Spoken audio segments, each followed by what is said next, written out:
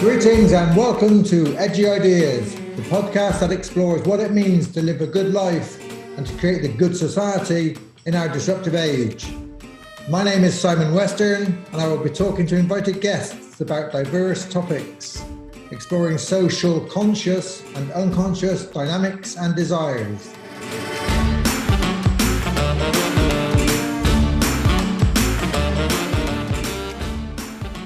Welcome to this edition of Edgy Ideas podcast. Today we have a very special guest. His name is Dr. Vamik Volkan. Vamik is an emeritus professor of psychiatry at the University of Virginia, emeritus president of the International Dialogue Initiative. He holds professorships across the world and has many other honorary positions.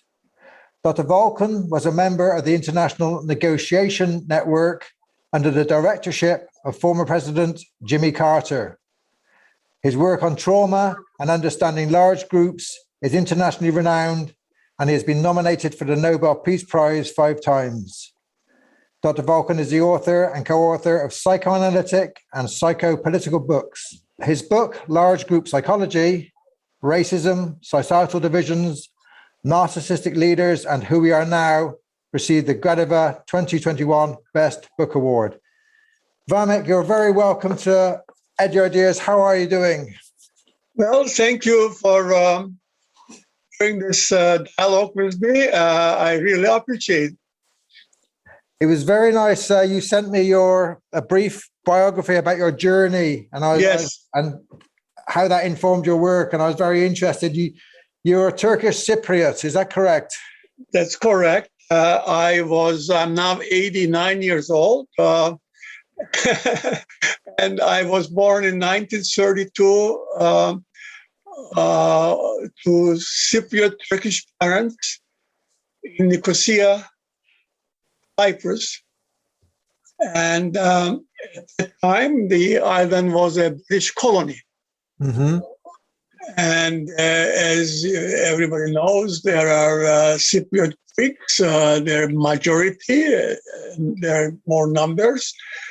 Cypriot Turks, there are many Armenians, and even Phoenicians. There are 2 villages, and the people there call themselves as Phoenicians. So whenever I go to Cyprus, I like to go to these villages and go back in history. So I was exposed to different ethnic identities when I was born and I was growing up. Then I went to the medical school in Ankara, Turkey. I graduated in 1956. Mm-hmm.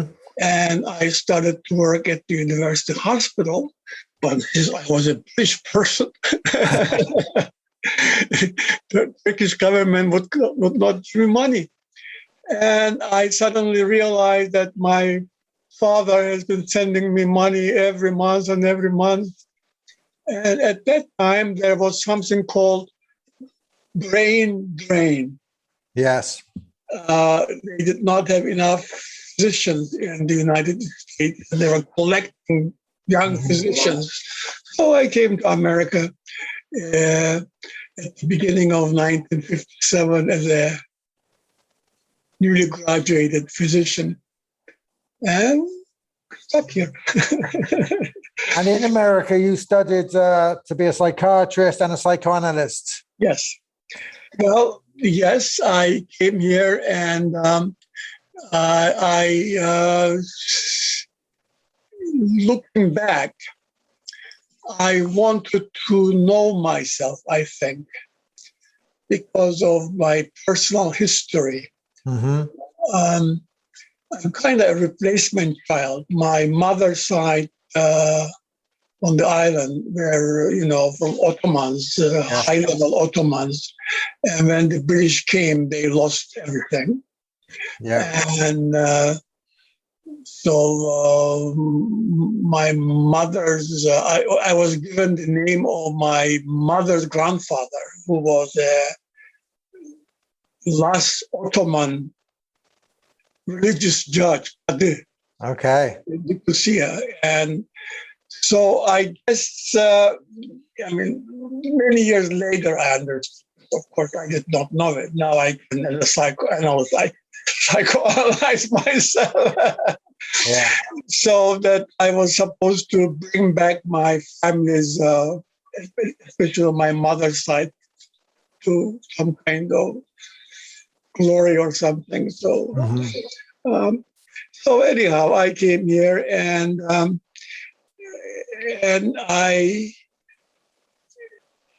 they were giving the foreign doctors very little salary. And they said if they give me $25 more every month, I had to work at a state hospital in North Carolina. So, of course, I accepted it. And state hospital turned out to be Cherry Hospital. And imagine this, early 1960s, Cherry Hospital was only for African Americans. So I go to this village, Goldsboro, North Carolina, and I become a physician, working physician at Cherry Hospital. There are no white American doctors. All the doctors are, immigrants and like me. And I got to know something called racism. Yes. Yeah. Like at the time, Greeks and Turks were fighting on Cyprus, but I never felt that Greeks were less than human. In fact, I was jealous of that because of their famous Greek background or something like that. So racism, oh my God. Yes. And almost, we were reading books and papers saying that African Americans, they were, lower mind and so on. Oh my God. And I spent 2 years, my first job was like that and confused in a sense. And then I came to Virginia and went to Washington, D.C., drove every day to get my psychoanalysis. I got my psychoanalytic training. And I began my first research was on mourning. I wrote books and so on. And only years later, I realized why. Because after I came to America, a few months after I came to America, I got an envelope from my father from Cyprus and learned that my roommate, when I was attending medical school in Ankara, had gone to Cyprus because his mother was ill and he was killed by a Greek terrorist. He was shot 7 times. And here I was in America and my roommate was like a younger brother to me and I couldn't mourn. How can you mourn if you don't talk about it? We didn't know very much. Yeah. And so I got into writing about mourning and so on and just doing clinical work. In 1979, then Egyptian President Anwar Sadat went to Jerusalem. And he declared that 70% of the problems between Arabs and Israelis is psychological. He spoke of a psychological wall between Arabs and Israelis, or Egyptians and Israelis. And because of this, the government went to ask American Psychiatric Association to study Sadat's statement, because Sadat was kind of popular at the time in American politics. And so they came to American Psychiatric Association, and there was a committee there, Committee of Psychiatry and Foreign Affairs. Mm-hmm. You know what it meant? Every 6 months, we would get together and have bourbon and talk and go because we had no idea. And myself and a Greek American were the youngest members. And I guess we were the guinea pigs. Yes, yes. They were watching us, how a Greek and a Turk getting together or something. Well, to make it short, after a while, I became the director of this committee, and my Greek friend, who was now one of my best friends, of course, became the vice director. And so Soviet Empire collapsed, and we were able to get funds. So at the University of Virginia, at that time, I was the director of one of the university hospitals. There was an empty house, and I declared that this house belonged to me. And we called it Center for the Mind and Human Interaction. And we got grants, and we went to Soviet Union, and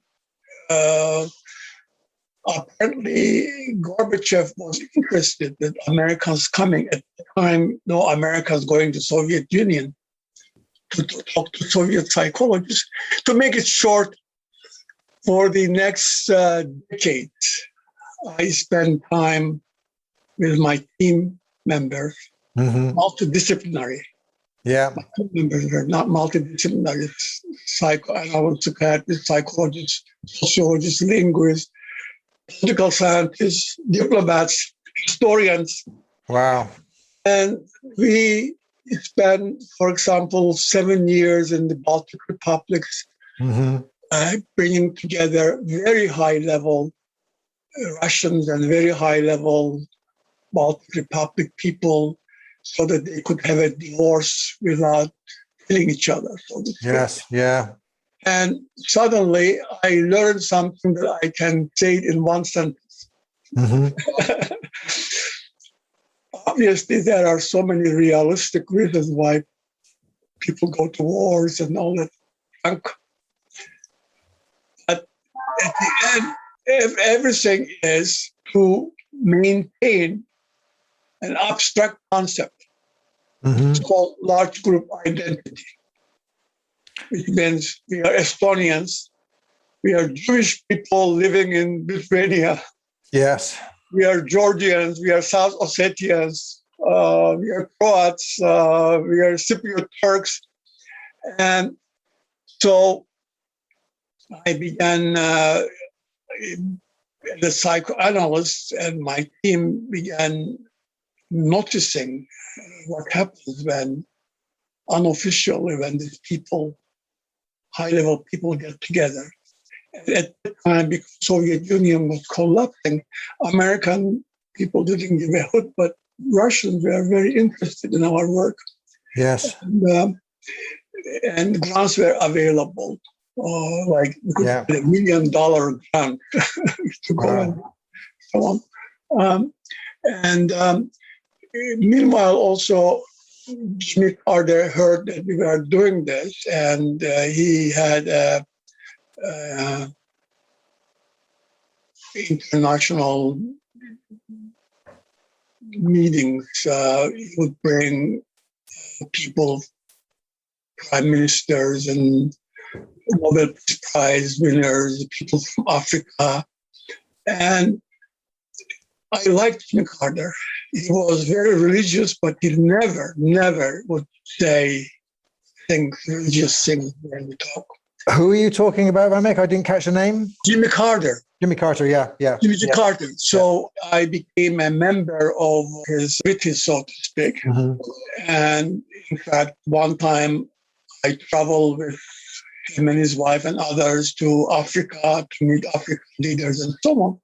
And suddenly, I began learning things about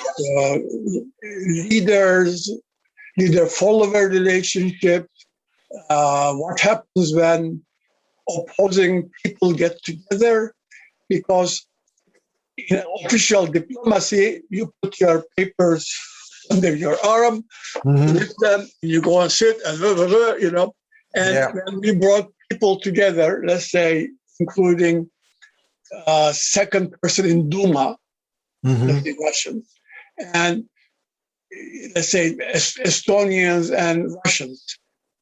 One of the people who joined us later became the president of Estonia, Arnold Bruton.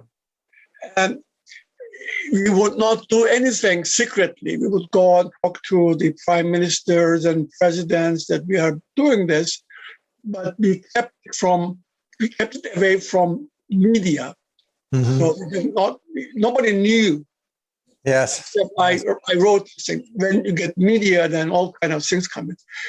And so we brought these people together so that they could understand what was their troubles. And they would say, where do we start? And I'm a psychoanalyst. I would say, whatever comes to your mind, start from there. Yes, free associate. Yeah, so we developed a methodology, which is later called the tree model, and we applied that. And so for decades, my God, for decades, I was all over the world getting to know so many people. And then, for example, we also studied traumatized societies, like after Kuwait was invaded, we went to Kuwait. After Anwar Hoxha died, we went to Albania and Romania. After Ceausescu died. So in psychoanalysis, Freud, starting with Freud, of course, you know, they wrote about mythology, history, and so on. But in clinical setting, it was like a talking cure, and only what happens in the room. External events were not touched up. For example, I went through my psychoanalysis during the time when they had all kind of ethnic conflict in Cyprus, but my analyst would never show up. And only later I wondered if he was Jewish. Was he away from, you know, looking at things like that? So I developed a new career, and I have no name for it. And later on, people call me that I'm kind of father of political psychology or something like that. And in fact, in many universities in America and in Europe now, they have political psychology divisions. And I'm invited to go and visit. Oh, maybe I visit about 10 of them. None of them teach what we learn. None of them use our findings. Still, they are using it like an intellectual way, like a bargaining. So this is why I wrote many books giving details of what we did. And now I have a wonderful, wonderful gift. You know what my gift is? Tell me your gift.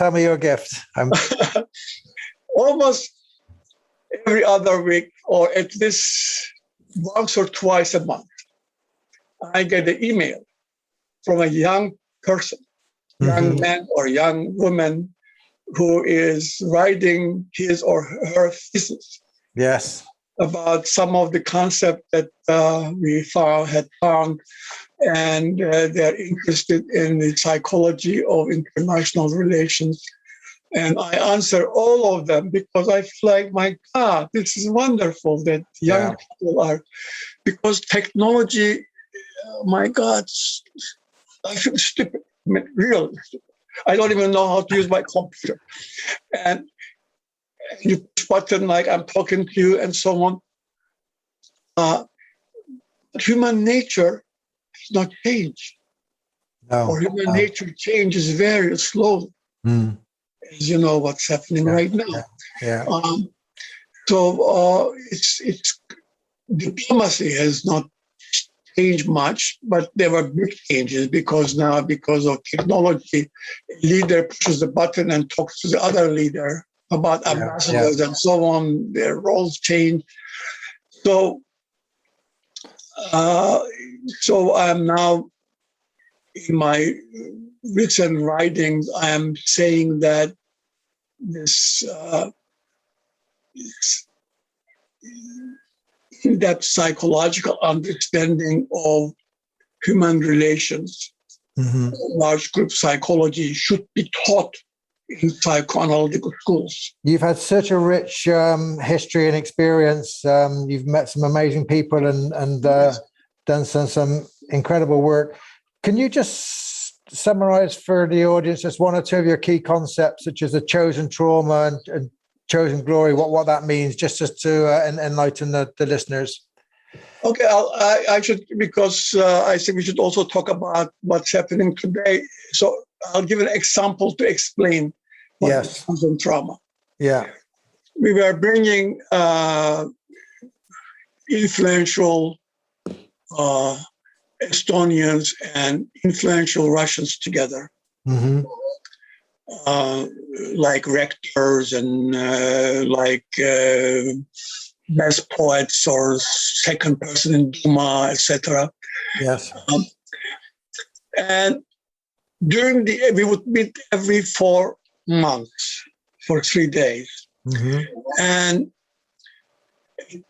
during the first year, Estonian participants could not express any negative feelings.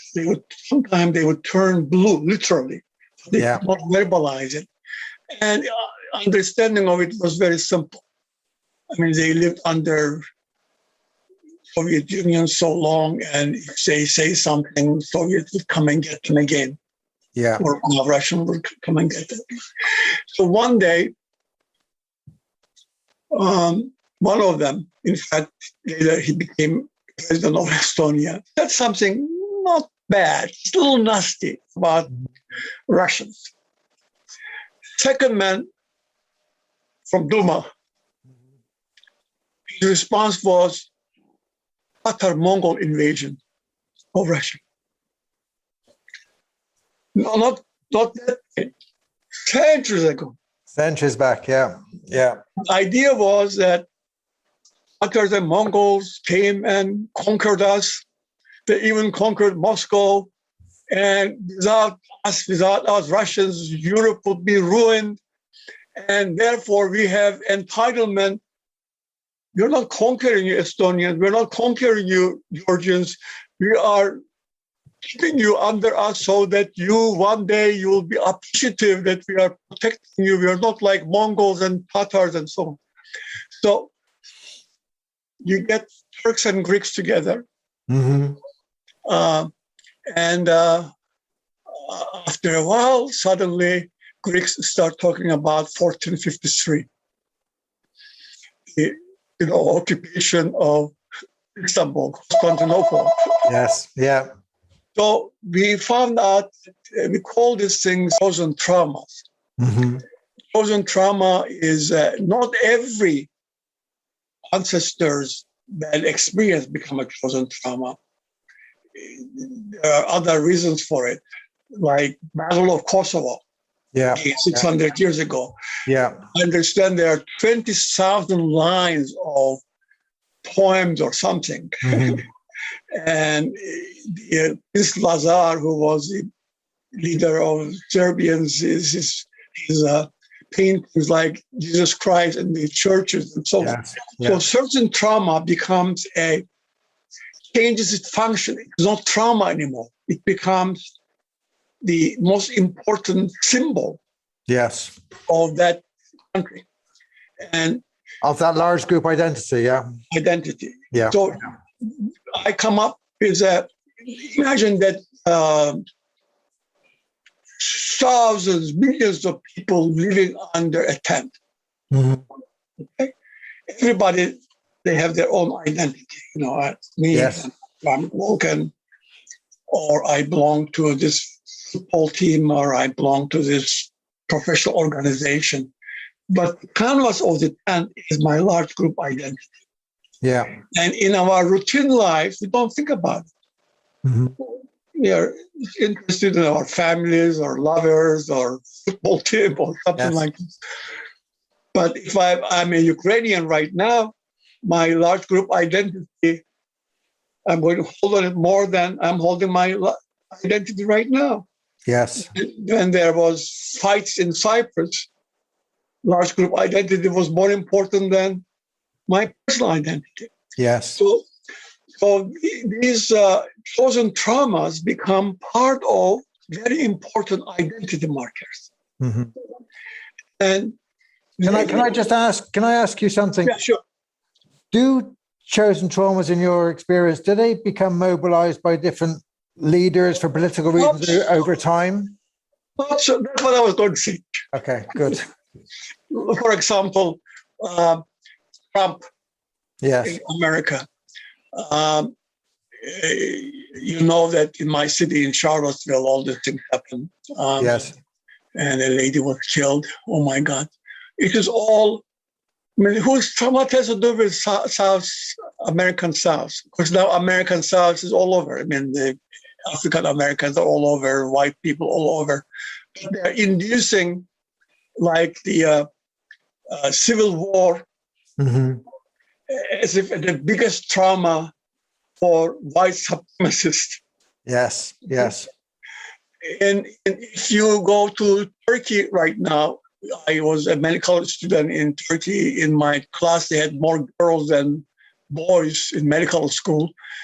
And nobody just was after the revolution and Turkish Republic was born, everybody open, nobody was thinking about covering themselves.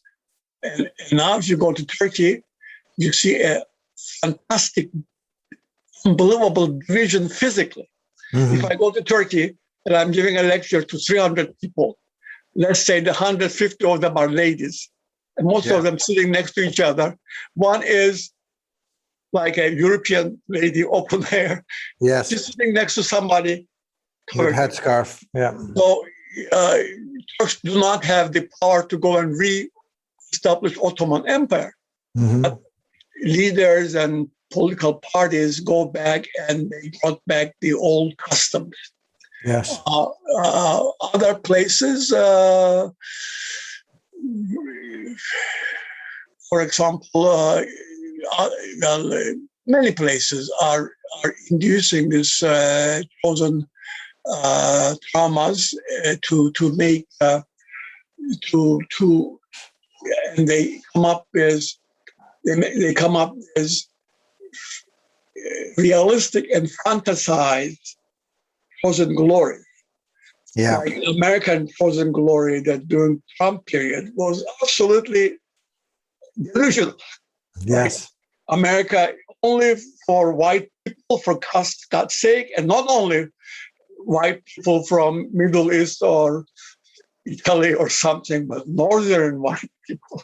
Yes, yeah. Kind of things.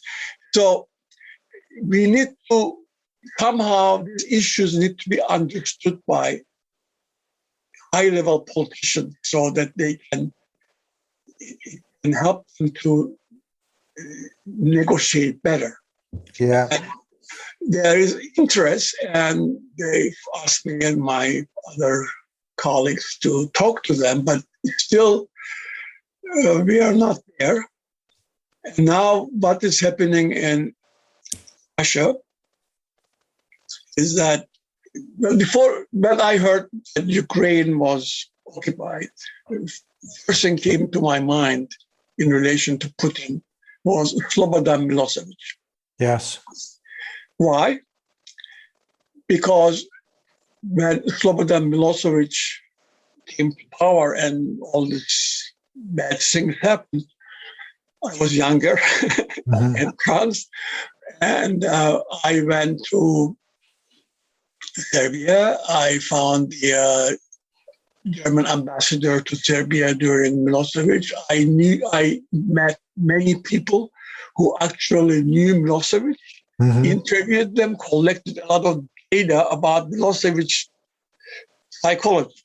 I did not see him. but I was able to collect tremendous amount of material. And to make a summary, he had a father who killed himself. He goes into the house, he sees his mother hanging herself, uncle kills himself. He had all these people, dead people in his life and so on, so that he knew how to relate to people. Yes. A lot of people. So that to dig out this Lazar body. Okay. Yeah. And 1 year, they buried the 600-year-old bones, whatever was left. And the next day, Lazar was reincarnated. Next day, they to bring the body back to Kosovo, and they built a monument and so on. So his personal story and what he did was Serbian story were so much intertwined. And I wrote a great about this. When I heard Ukraine situation, Putin situation, same thing came to my mind. So I don't have any, but I never met anybody who knew Putin in person and so on. But I'm now writing to many friends in Russia and Republic of Georgia and collecting a lot of data. And my God, the similarity between Slobodan Milosevic and Putin is coming. I'm still collecting data, but you don't even know his mother is his real mother. They don't even know he was raised by another mother. And two older kids were dead when he was born. He was a replacement child. Okay. And father died, everybody died. Okay. And I'm learning also that before Ukraine, there was a increased play in graves. Do you know that they had children's play, that they would be buried after Nazis came? They would be shot and they would be buried. They would be dead and write letters to their parents, and then they would come out of graveyard. Do you know that there are competition of grave diggings in Russia? Oh, wow. So they went back to kind of World War. Yes. And glorified, we are dying and so on, and Nazis coming and so on. He was talking about Nazis. Yes. Yeah. But, so personality of the leader gets involved in this kind of thing. Sure. And you wrote about something interested me. You wrote about soul murder, a soul murder of a people, like a leader can create. And I wondered if you thought that applied to the Russian situation. Well, soul murder, but giving a new kind of soul, different soul. Yes. Replacing it. And so there's also division in Russia. I mean, there are people who are, division occurred everywhere. Of course. But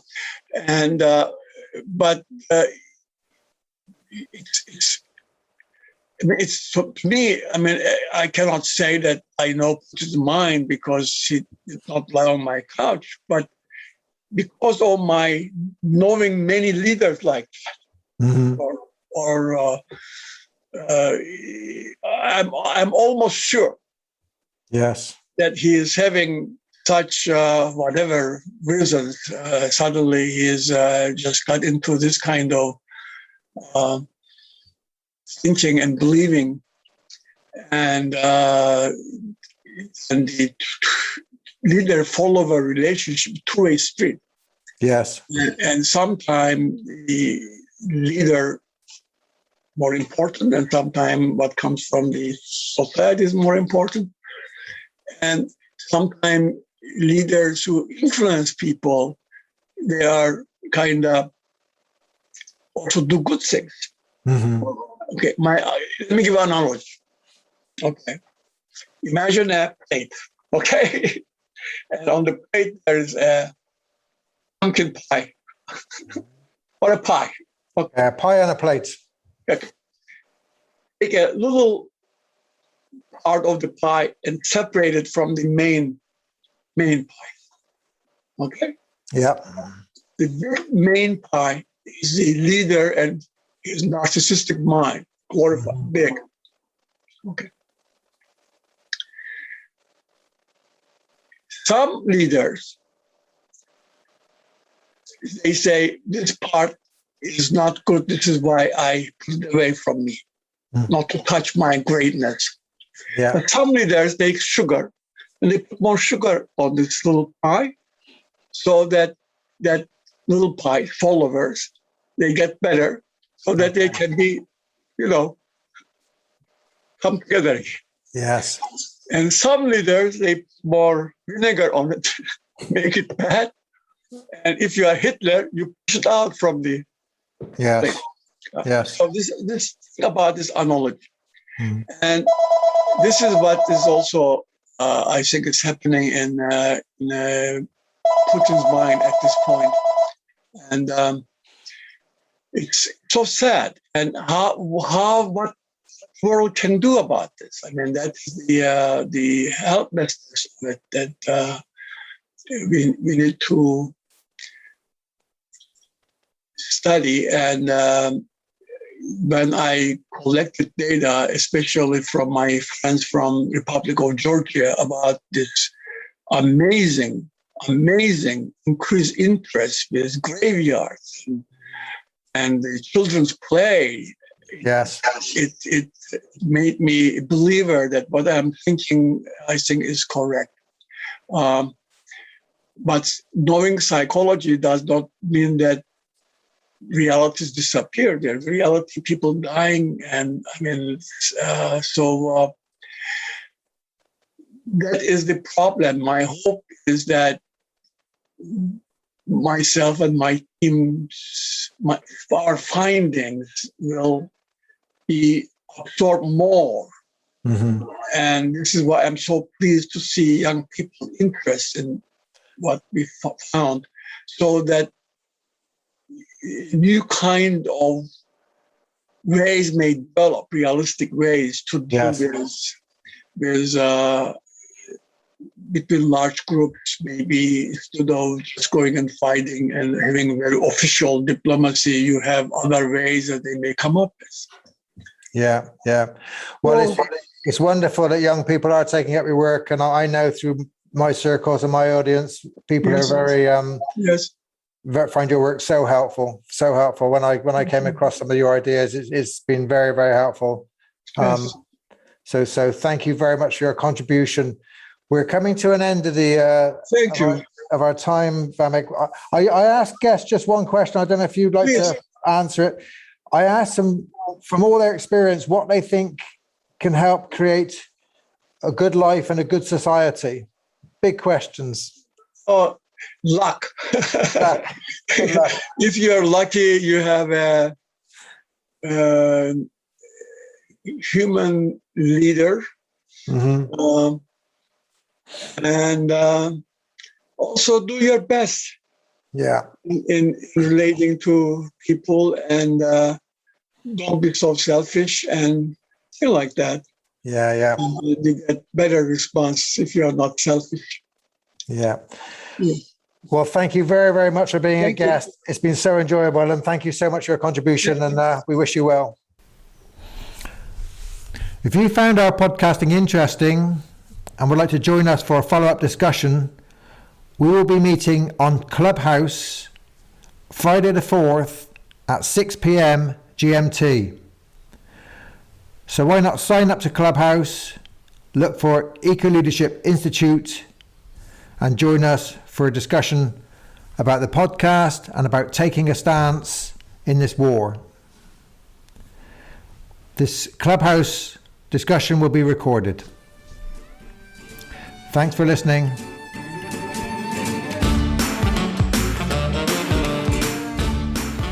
Thank you for listening to Edgy Ideas. If you enjoyed our podcast and would like more information about our coaching, training, and events, please contact simon@analyticnetwork.com or go to www.analyticnetwork.com.